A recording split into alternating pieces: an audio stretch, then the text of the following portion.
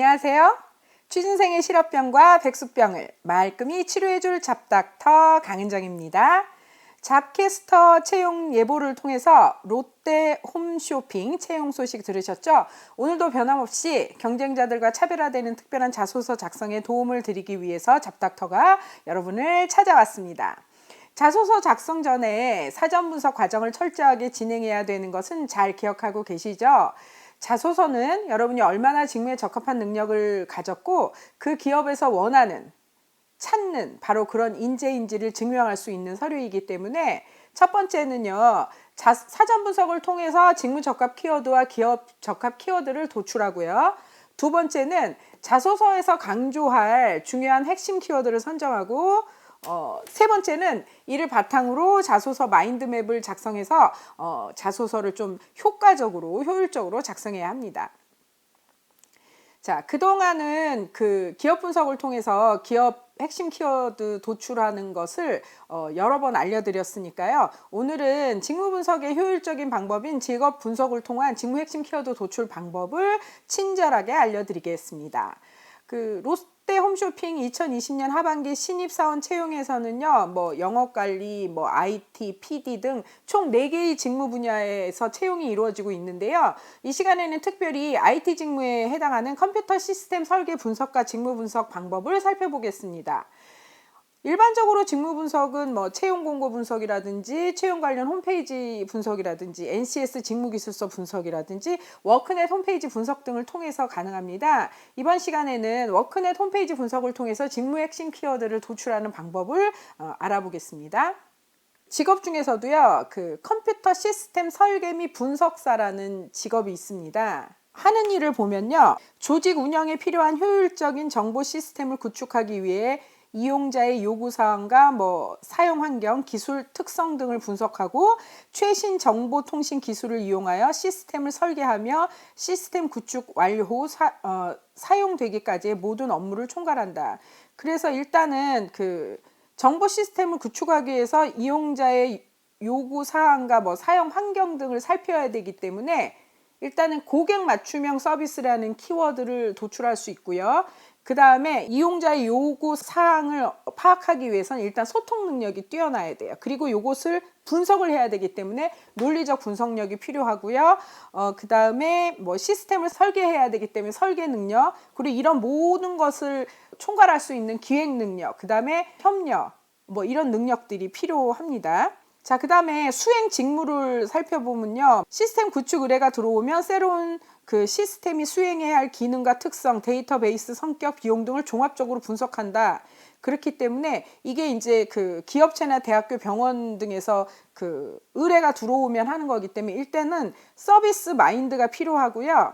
그 다음에 종합적 분석력, 기획력 등이 필요하고요. 그 다음에 여기서도 보면 분석 내용을 바탕으로 구축해야 할 하드웨어 및 소프트웨어, 소요기간 등을 산정하고 시스템 설계안을 기획한다. 그래서 기획 능력이 계속해서 제시되고 있어요. 그러니까 여러분, 제가 기업 분석할 때 이제 홈페이지에서 미션이라든지 비전이라든지 핵심 가치를 분석할 때도 제시된 키워드 외에 그 키워드 이면에 깔려 있는 어떤 의미를 포함하는 유추할 수 있는 키워드도 같이 도출하고요. 그 다음에 만약에 예를 들어서 소통이다 그러면 협력, 그 다음에 도전이다 하면은 그 창의나 문제 해결 능력처럼 이렇게 짝꿍처럼 붙어 다니는 키워드들이 있어요. 그래서 여러분이 그 직무 키워드나 기업 키워드를 도출하실 때는 세 가지를 생각하시라 그랬어요. 일단 제시된 키워드는 무조건 그 도출하셔야 되고요. 그 다음에 그 제시된 키워드를 통해서 이면에 깔려 있는 그 의미하는 그런 키워드들을 유추할 수 있어야 되고요. 그러니까 유추할 수 있는 키워드, 그 다음에는 각 그 키워드별로 짝꿍처럼 붙어 다니는 중요한 키워드들이 있어요. 그래서 짝꿍 키워드. 요 세 가지 법칙에 의해서 여러분들이 키워드를 도출하시면 자소서나 면접 대본에서 활용할 수 있는 아주 중요한 키워드들을 효과적으로 도출하실 수 있는 거예요. 자, 그 다음에 수행 직무에서 보면 시스템 설계 시 생산성을 극대화하기 위해서 고객의 요구사항을 체계적으로 반영하고 뭐 컴퓨터 프로그래머, 데이터베이스 관리자, 컴퓨터 보안 전문가 등과 협의한다고 했거든요. 자, 이 얘기는 무슨 얘기냐면요. 협력한다는 거죠. 그러니까 소통이나 협력. 그다음에 시스템 설계안에 제시된 기능이 제대로 구현되고 일정에 맞춰 시스템 구축이 완료될 수 있도록 관리한다 그랬어요. 그래서 이것은 뭐 물적 자원 관리, 인적 자원 관리를 다 포함하는 개념이에요. 그다음에 데이터를 뭐 분석하고 소프트웨어 튜닝을 실시해 컴퓨터 시스템의 환경을 최적화시킨다. 뭐 이런 얘기는 컴퓨터 활용 능력이 있어야 된다는 얘기고요. 그다음에 이제 맨 마지막에 보면 개발된 시스템을 운영하는 데 필요한 사용자 교육이나 기술 평가를 하기도 한다고 했으니까 예를 들면 강의력도 필요하고요. 그다음에 이런 평가를 하기 위해서 객관성이나 그다음에 그 어떤 평가 기준을 준수하는 준수, 그다음에 이 모든 것들의 이면에 깔려 있는 게 뭐냐면 책임감이 있어야 돼요. 그리고 이런 모든 것들을 누군가를 교육하고 인적 자원 관리, 문적 자원 관리, 그다음에 이렇게 기획하고 분석하려면은 학습 능력이 있어서 자기 개발을 하고 성실하고 끈기 있게 전문성을 쌓아서 사명감을 가지고 공헌해야 되고요. 이 모든 것들을 하기 위해서 또 무엇보다 중요한 거는 시간 관리예요. 이렇게 여러분 지금 컴퓨터 시스템 설계 분석가의 직무 개요, 그러니까 하는 일과 수행 직무를 구체적으로 살펴봤는데요. 여기서도 지금 키워드가 20개 이상이 도출할 수 있었어요. 자, 그 다음에 필요한 업무 수행 능력이 있어요. 그 업무 수행 능력 같은 경우는 친절하게도 어떻게 나와 있냐면요. 아예 중요도가 숫자로 표시되어 있어요. 그래서 중요도가 99로 표시되는 가장 중요한 수행 능력이 고장의 발견 및 수리래요. 그래서 여러분 여기서도 우리가 고장의 발견 및 수리는 제시된 키워드잖아요. 그래서 고장의 발견 및 수리, 그 다음에 뭐 오작동의 원인이 무엇인가를 확인하고 이를 어떻게 처리할 것인지 결정해야 되니까 의사결정 능력, 그 다음에 이걸 결정한다는 것 자체가 문제 해결 능력이고 이것을 하기 위해서는 그 상황을 분석할 수 있어야 돼요. 그래서 분석 능력, 이런 식으로 키워드를 도출할 수 있어요. 그 다음에 두 번째 업무 수행 능력에서 중요한 게 이제 작동 점검이에요. 중요도는 지금 96으로 표시되고 있는데요. 기계가 제대로 작동하는지 확인하기 위해서 표시판이나 계기판 등을 살펴본다. 이런 거거든요. 그래서 작동 점검. 그 다음에 여기서 또 우리가 알 수 있는 게 이런 걸 할 때 확인할 때도 어때요? 책임감을 가지고 꼼꼼하게 해야 돼요. 그래서 여기서 뭐 책임감이나 꼼꼼함 등의 키워드를 우리가 또 도출할 수도 있어요. 그 다음에 중요도 92로 표시되는 중요한 게 설치예요. 작업 지시서에 따라서 장비 도구 배선 프로그램을 설치한다. 그래서 설치를 해야 되고요. 그 다음에 문서 이해 능력이 있어야 돼요. 그러니까 문서를 읽고 이해하는 능력이 있어야 되고, 그 다음에 요 지시서를 어떻게 해야 돼요? 사실은 지시서에 제시된 대로 그 사항들을 다 준수할 수 있어야 돼요. 그래서 읽고 이해하기, 준수, 이런 키워드들이 도출되죠. 그 다음이 네 번째로 업무 수행 능력 중에서 중요한 게 장비의 유지예요. 장비의 유지. 장비에 대한 뭐 일상적인 유지 보수를 하고 장비를 유지하기 위해 어떤 종류의 조치를 취해야 하는가를 안다. 그래서 장비의 유지라는 제시된 키워드 외에 이런 것을 하기 위해서는 성실해야 되고 책임감이 있어야 되고 어떤 종류의 조치를 취해야 하는가를 안다는 얘기는 무슨 얘기예요? 여기에 대한 지식이 있어야 된다는 거죠. 그래서 이 지식을 확보하기 위해서는 학습 전략이 필요하고요. 시간 관리가 돼야 되고요.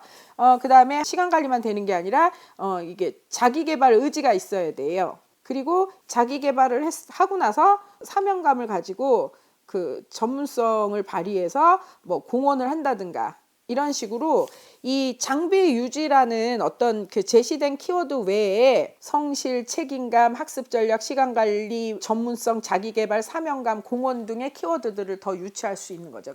그래서 여러분 업무 수행 능력 수준만 살펴봐도요, 굉장히 많은 직무 키워드들을 도출을 했습니다. 그 다음에 이 업무를 수행하는 데 있어서 필요한 성격을 좀 알아볼 거예요. 근데 직업을 분석하다 보면 중요도가 숫자로 표시되어 있기 때문에 여러분이 직무 키워드를 도출하신 후에 자소서와 면접 대본에서 활용할 핵심 키워드를 선정하시는데 굉장히 수월해집니다. 자, 첫 번째 중요도 94로 표현된 성격이 뭐냐면요, 분석적 사고예요. 그래서 컴퓨터 시스템 설계 분석가를 하기 위해서는 분석적 사고가 가장 중요한 성격인데 문제에 대한 답을 구하기 위해서 정보를 분석하거나 논리를 사용하는 거래요. 이것은 분석적 사고라는 제시된 키워드, 그 다음에 논리적 사고, 그 다음에 정보를 분석하거나 논리로 사용한다는 얘기는 정보 수집 능력도 있어야 된다는 거고, 이걸 하기 위해서 왜 하는 거예요? 뭐 때문에? 문제를 해결하기 위해서 하는 거예요. 근데 문제는 어떤 식으로 해결할 거예요?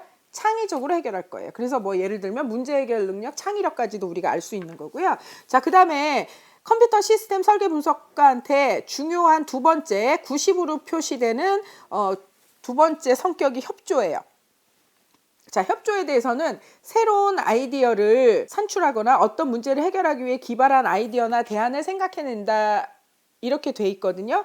예를 들면 혁신이 일단 제시됐죠. 그 다음에 새로운 아이디어를 산출하거나, 그러면 창의, 그 다음에 이런 거에 도전을 해야 되고, 그 다음에 뭐 어떤 문제를 해결해, 그래서 문제 해결 능력, 그 다음에 기발한 아이디어나 대안을 생각하는 건 개선 의지가 있어야 되고, 논리적 사고력이 필요한 거죠. 이런 식으로 제시된 키워드 외에 유추할 수 있는 키워드, 그 다음에 짝꿍 키워드들을 통해서 굉장히 많은 직무 키워드가 도출됩니다.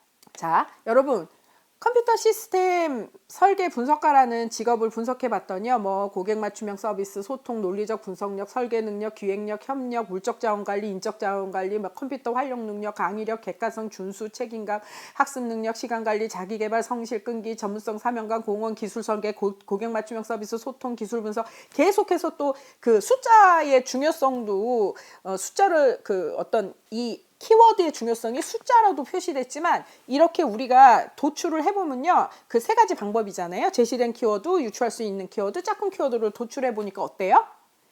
또 반복이 되는 키워드가 있어요. 그러니까 숫자도 높고, 중요도를 나타내는 숫자도 높고, 계속해서 반복된다. 그러면 그만큼 중요한 거예요. 그래서 보니까 뭐 거의 한 7, 80개는 되는 것 같아요. 굉장히 많아요. 뭐 책임감, 신뢰성, 사회성, 친화력, 독립성, 창의력, 주도적, 자발적, 주인의식. 그래서 매우 다양한 직무 키워드를 도출할 수 있었어요. 뭐만 해봤는데, 컴퓨터 시스템 설계 분석가라는 직업만 분석해 봤는데도, 그러니까 지금 NCS 직무기술서 분석하지도 않았어요. 그리고 채용 공고 분석하지도 않았어요. 채용 관련 홈페이지가 또 따로 있잖아요. 거기에 들어가서 그 직무에 대해서 분석하지도 않았어요. 그냥 단지 이 직무하고 관련된 직업만 분석해 봐도 이렇게 많은 키워드들이 나와요. 근데 여러분이 이런 과정을 거치면, 제가 볼 때 이 직업 분석하는 거 1시간도 안 걸리거든요. 요 과정만 거쳐도, 아, 이 일은 어떤 일을 하는구나, 이 직무에서는 어떤 성격이 중요하고 어떤 직무 능력이 중요하구나가 그냥 저절로 알아져요. 자연스럽게 이렇게 하면요. 그래서 여러분이 이렇게 직무 키워드를 도출하신 이후에는 직무 분석 마인드맵을 작성하셔서 이것을 한눈에 볼 수 있도록 하셔야 돼요. 그리고 나면 그 많은 직무 키워드 중에서 자소서와 면접 대본에서 활용한 직무 핵심 키워드를 선정하시면 됩니다. 그러니까 제가 여러분한테 계속해서 강의를 통해서 어떻게 말씀을 드렸냐면요, 자소서와 면접 대본에서 활용할 정말 중요한 핵심 키워드를 뭐 한 30개 정도는, 최소 30개 정도는 선정하셔서 자소서 각 문항당, 그 다음에 뭐 면접 대본 각 문항당 최소한 3개 이상씩 주장하시라고 했거든요. 그런 다음에 여러분이 고민하실 부분은 기업 핵심 키워드를 뭐 15개, 직무 핵심 키워드를 15개 각각 이렇게 균등하게 선정을 하실 것인지, 아니면 나는 기업도 기업이지만 기업 적합성을 드러내는 것보다 직무 적합성을 드러내는 것이 훨씬 더 중요하니까 기업 핵심 키워드는 한 10개 정도, 그 다음에 직무 핵심 키워드는 한 20개 정도로 선정하겠어요. 이거를 결정하셔야 돼요. 그래서 이제 마지막으로 자소서 작성 전에 반드시 하셔야 될 게 자소서 마인드맵인 거죠. 일련의 과정들을 통해서 기업 핵심 키워드와 직무 핵심 키워드를 선정한 후에는요, 이것을 활용해서 자소서 마인드맵을 전략적으로 만드시면 돼요. 그렇게 되면 자소서 문항과 자소서 전체 내용의 완성도를 높여서 차별화된 자소서 작성이 가능해지는 것입니다. 여러분, 이번 시간에는요, 롯데 홈쇼핑 자소서 작성 전략으로 사전 분석 중에서도 직무 분석과 직무 핵심 키워드 선정에 대해서 자세히 알아보았습니다. 다음 시간에는 롯데 홈쇼핑 자소서 문항 작성 팁을 드리기 위해서 제가 다시 한번 찾아뵙겠습니다. 자소서 마인드맵 작성법이나 취업 컨설팅이 필요하신 분들은 잡미션 아카데미 카카오 채널에 접속해서 문의해 주시면 되고요.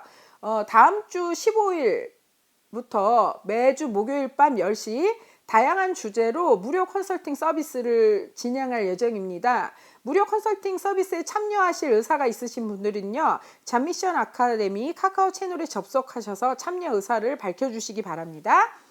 감사합니다. 다음에 만나요. 안녕.